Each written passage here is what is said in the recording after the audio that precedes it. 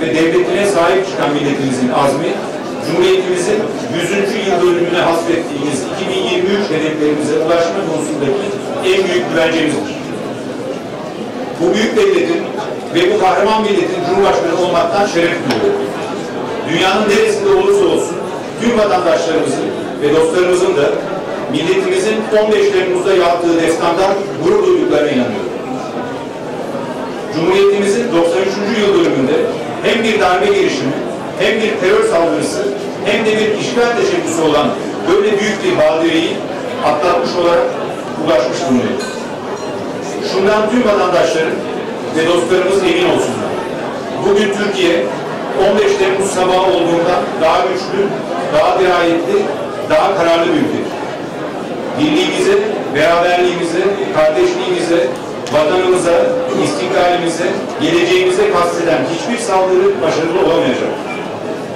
Bu duygu ve düşüncelerle Türkiye'de ve yurt dışında yaşayan tüm vatandaşlarımızın Cumhuriyet Bayramı'nı gönülden tebrik ediyorum.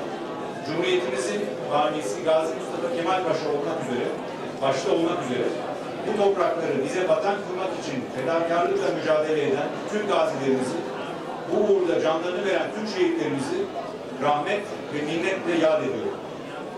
Ecdadımızın emanetine sahip çıkan kahraman milletimize ve bize dualarıyla destek olan tüm dostlarımıza en kalbi şükranlarımı sunuyorum. 29 Ekim Cumhuriyet Bayramımız kutlu olsun.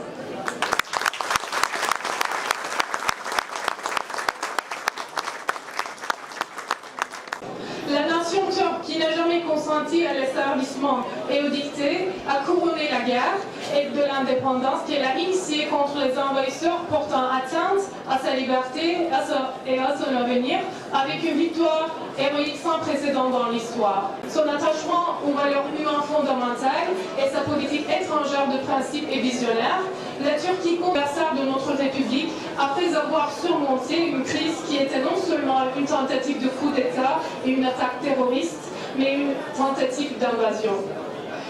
Mes concitoyens et amis, assurez-vous que la Turquie d'aujourd'hui est un pays plus fort, plus alerte et plus résolu.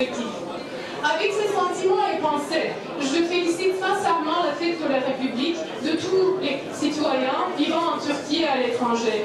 Nous commémorons avec gratitude et reconnaissance tous nos vétérans, en particulier Gazi Mustafa Kemal Atatürk, en tant que fondateur de notre République, ayant combattu avec dévouement pour faire de cette terre une patrie pour nous, ainsi que tous nos martyrs qui ont sacrifié leur vie à cette fin.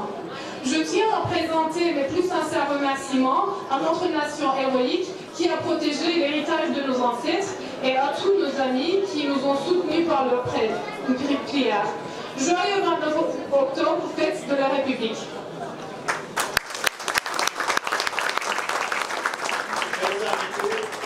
Bu akşam bizimle birlikte olduğunuz için teşekkür ederiz. Sayın Bakanım, Sayın Milletvekilim, Sayın Büyükelçiler. Tekrar hepimizin bayramı kutlu olsun.